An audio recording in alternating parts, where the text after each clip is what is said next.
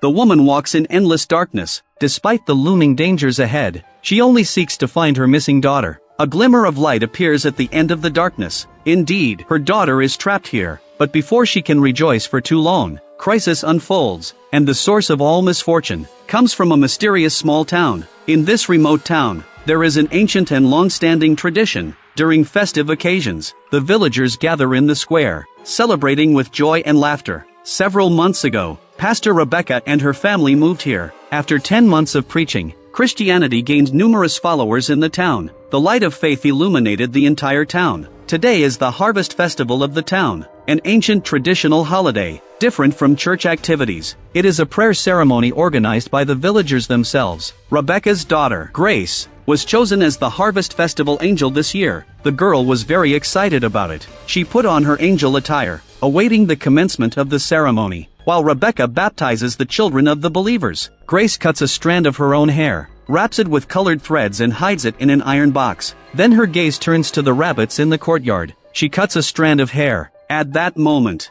3 masked individuals stand nearby. They remain silent and eerie. The celebration is about to begin. The square is filled with a crowd. Everyone has adorned the town with vibrant decorations. The festive atmosphere is palpable. As the Harvest Festival angel, Grace is surrounded by children. Suddenly, a scream echoes from the center of the square. The climax of the celebration is about to begin. People chant for the Lord of Misrule. Then, an actor dressed as the king appears on a carriage, wearing a king's mask, holding a scepter with a sickle, symbolizing the power to banish evil. Under his lead, the crowd calls upon the demon Gallog. A mysterious figure promptly emerges, wearing a red skull mask, with twisted antlers on his head. They all proceed towards the fields. As people reach the edge of the woods, nightfall has already descended. As the king delivers the final lines, this year's exorcism ritual concludes successfully. For Rebecca and her family, everything is filled with novelty. Ida, an elderly woman nearby, explains to Rebecca, the Harvest Festival is a long-standing tradition in the village. Although no one has seen the legendary Gallog,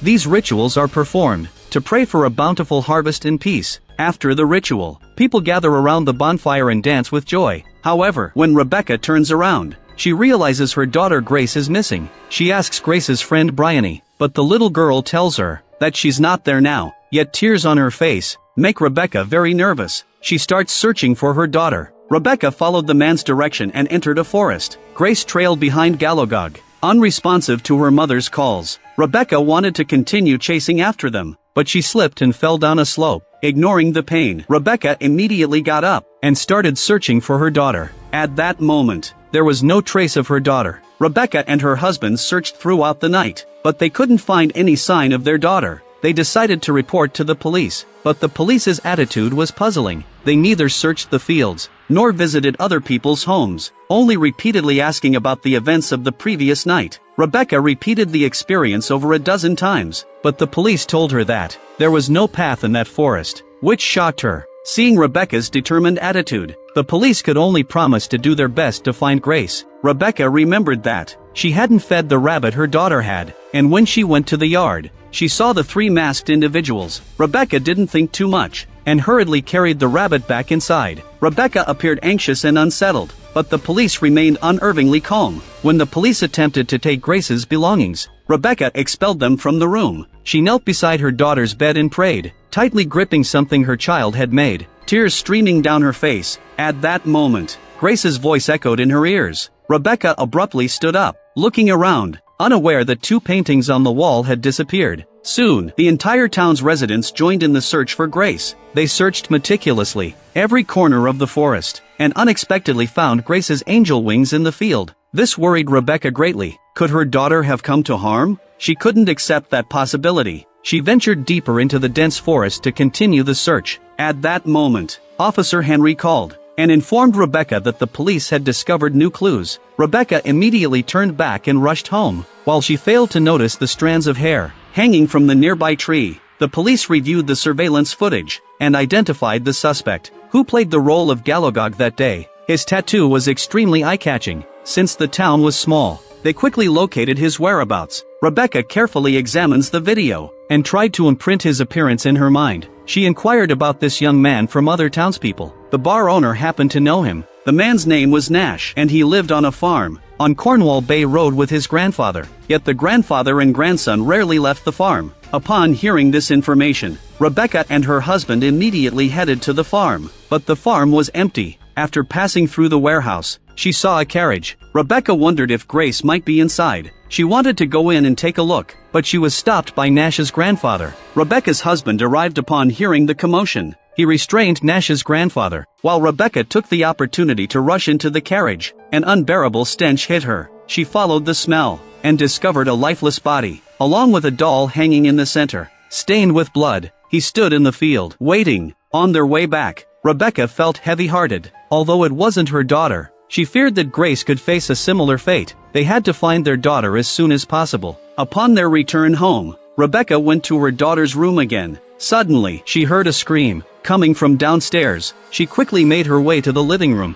Grace stood by the fireplace, dressed in white, her eyes covered, crying. In an instant, Rebecca felt like she was back in that forest, watching Grace walk away without turning back. Suddenly, her husband pulled her back to reality. It turned out to be just a nightmare. 3 days had passed since Grace's disappearance. The hope of finding her alive was becoming increasingly bleak, but Rebecca didn't give up. She always believed her daughter was still alive. Rebecca gathered all the villagers and asked for their help in finding her daughter. Someone suggested organizing a night vigil for prayers, but immediately, someone objected. It was Jocelyn who played the role of the king. Though he didn't explicitly say it, he delicately conveyed to Rebecca that it wasn't God who took her daughter, but the demon Gallog. He was waiting in the field. After saying that, Jocelyn turned and left. Rebecca was disturbed by these words. But isn't Gallog just a legend? Despite this, the villagers actively prepared for the night vigil. However, their expressions didn't appear worried about Grace's disappearance. Instead, they seemed joyful, as if preparing for a grand event. Unusual phenomena continued to occur. Opened eggs contained red embryos. Jocelyn didn't throw away the eggs, but made strange gestures. Mary asked Ida to go to the chicken coop and bring fresh eggs. The old man carried a bamboo basket and arrived at the chicken coop, but when she squatted down, she saw a dark figure. Rebecca was unaware of this. When she found Ida, the sky started pouring rain. The old man was mumbling in the street. Rebecca quickly took her back home. Ida still held an egg in her hand. Seeing that something was off with Ida, Rebecca told her to lie down on the bed, while Ida let out an eerie laughter, and the ceiling started creaking. The old man kept saying that she was here. Look at her. Rebecca hurriedly prayed for her, but she was scratched on the arm by Ida. She followed the old lady's gaze, and the door suddenly closed with force. Then, Ida pulled out a strand of white hair. She held onto the hair, muttering incessantly, "Let everything be as usual." Mary was also frightened, her hands trembling uncontrollably. The two of them went downstairs for tea, trying to calm their fears and uneasiness. Nevertheless, Rebecca didn't know that this terrifying mystery was far from over. Mary mentioned the harvest festival in town.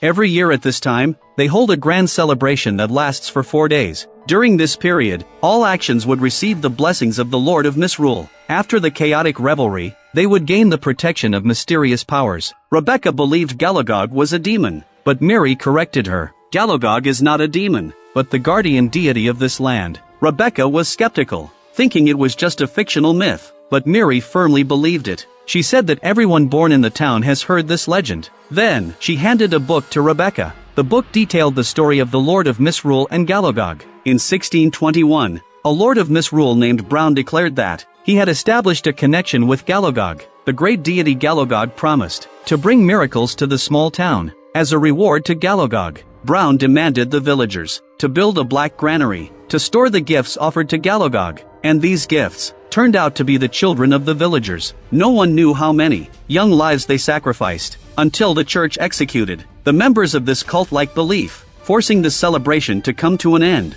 Gallog also disappeared without a trace. Many years ago, the ancient families resumed the traditional celebration, but this time, it was not a welcoming ceremony, but an expulsion of Gallog. Despite that, Gallog still visits the town every year, and stands silently in the fields, waiting. 12 years ago, Jocelyn's son, Thomas, mysteriously disappeared. Just like Grace, everyone searched for 4 days, but found nothing, and even the bodies have never been found. Suddenly, Ida appeared here. She kept saying that he took 2 children, and urging Rebecca to go to the black granary, and Ida's voice grew louder, filling Rebecca with panic. She hurriedly rushed outside, and coincidentally saw a police officer nearby. Rebecca questioned him about why he concealed the truth from her. There was a similar disappearance case 12 years ago, but the police refused to elaborate and made an excuse to leave. Rebecca always felt that the villagers were hiding something from her, so she found Jocelyn. Rebecca suspected that Jocelyn, because of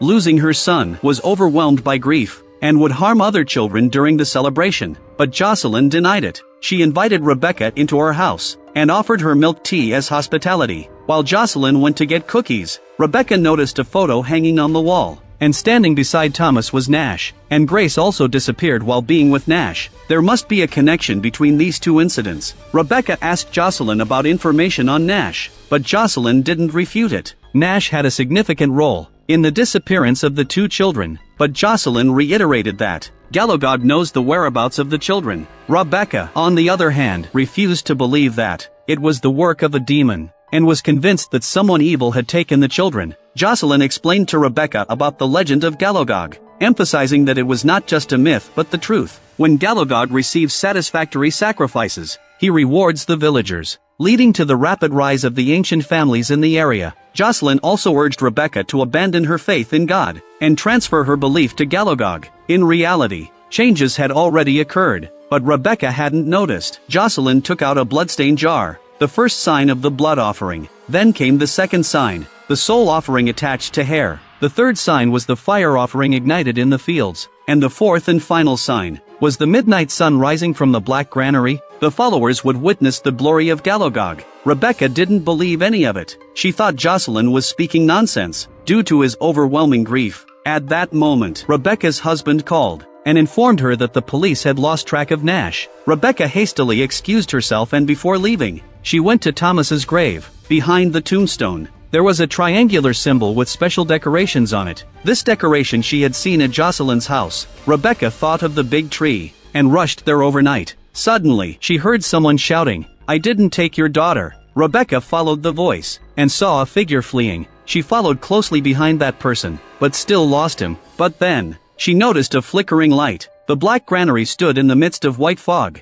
but it disappeared in an instant. Rebecca quickly left the place. Soon, the last day of the celebration arrived, which was also the fourth day since her daughter's disappearance. Rebecca and her husband tried everything, but they still couldn't find Grace. As a result, Rebecca's mental state was on the verge of collapsing. Her husband kept complaining incessantly, which intensified her agitation. Rebecca interrupted her husband's grumbling, and suddenly thought of Grace's friend, Bryony. She rushed to the school in an attempt to find clues. Rebecca asked Bryony about what she had said that night. "She's not here anymore," but Bryony impatiently told her to leave, and the children joined in teasing her. Up your arms! Up your arms! Up your arms! The girl's eyes instantly became clear. Rebecca took out the small handicraft left by her daughter, and continued questioning Bryony. She answered, "It's the Naturist Club. After school, someone will be in the secret room, teaching them something." She took out a key and opened the hidden door. Inside the cramped room, there were bizarre and enigmatic paintings, including a photo of Jocelyn. Bryony also revealed that Jocelyn personally selected the annual gifts, and the murals depicted the ritual process. Bryony explained that Gallog promised bountiful harvests if the villagers offered gifts, and Grace was chosen among all the children as the best gift. Choosing Grace was to bring her mother, Rebecca, before Gallog. At this moment, Grace was in the black granary, and she would disappear along with it. After tonight's celebration ended, just as the words fell, Bryony's father, George, found them. He was furious because of the slap. He grabbed Rebecca by the neck, but she struggled to explain that the children had been indoctrinated by the cult, and they needed to call the police quickly. The man released Rebecca, and deliberately changed the subject, talking about the night watch. Rebecca sensed something was wrong. She felt like everyone was stalling for time. Rebecca hurriedly ran back home to find her husband, and discovered that the removed painting was related to the Naturist Club. It turned out that the police had been at their house to destroy all evidence related to the celebration. Rebecca realized that everyone in the town was a follower of Gallog. They conspired together to mislead the couple, only to buy time to complete the ritual. While her husband didn't believe any of it, Rebecca had to rely on herself. She went to the church to pray, hoping that God would show her the way. Grace's voice resonated once again. 3 bonfires were lit in the field. There was only one night left until the end of the ritual. Rebecca no longer hesitated. She went to the vigil scene tonight, where all the villagers gathered. Jocelyn was also dressed up for the occasion.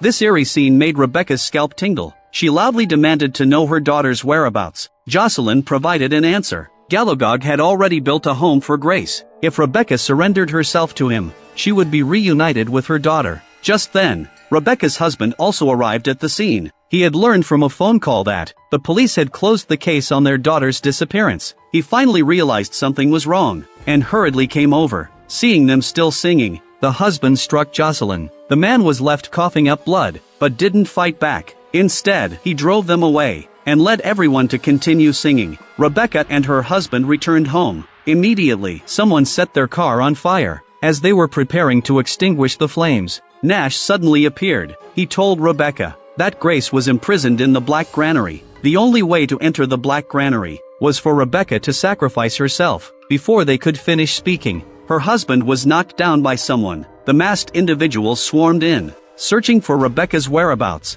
At a critical moment, Nash stepped forward, attracting the attention of the crowd. But before he could get far, the arriving devotees caught him. They pinned Nash to the ground. Rebecca could only watch as Nash was executed. The sharp sickle pierced his neck. Everything fell silent, and the person holding the sickle, dressed as a king, was Jocelyn. Rebecca passed out. When Rebecca woke up again, she found herself locked in a secret room. Jocelyn told her that she was chosen because of her faith. The church had sent people to the village, capturing the Lord of Misrule Brown, and crowning him with burning pitch, calling it purification. Afterwards, they built a church to constantly remind the villagers that Gallog's position was always subordinate to God. However, Gallog had never abandoned this land. During Brown's burning, a black sun appeared, convincing the followers that darkness and light had switched places. They wanted to make Christians feel fear and anger. Amidst the cheers, her husband was forced to the ground, and Jocelyn placed a burlap sack soaked in gasoline over his head, flames ready to ignite. Rebecca was filled with anguish, but she couldn't stop the raging flames. Her husband's screams were drowned out by the singing, and Rebecca watched him fall. She was supposed to be the sacrifice, but her husband chose to sacrifice himself, making Rebecca a follower. Afterwards, the crowd gathered in the field, and Rebecca stared at the dancing bonfire, humming the same chant. A black sun rose, and the ritual was nearing completion. Rebecca obeyed Gallog's will, and set foot on the path to the granary. She was alone, crossing through the forest, until she finally reached the front of the granary. The door opened for her, and Rebecca walked forward in the darkness, until a ray of light caught her eye. Daughter Grace is sitting on a throne formed by vines. Rebecca tries to take her daughter away, but Grace tells her mother, "He won't let us leave." Heavy footsteps can be heard around them. Rebecca keeps praying to God, but the growls are getting closer. She turns her head, and shields her daughter behind her. Gallog lowers his head. At this moment, Rebecca faces a choice. Should she choose loyalty to her faith, or submit to Gallog for her daughter? After a brief hesitation, Rebecca kneels down and offers her hair.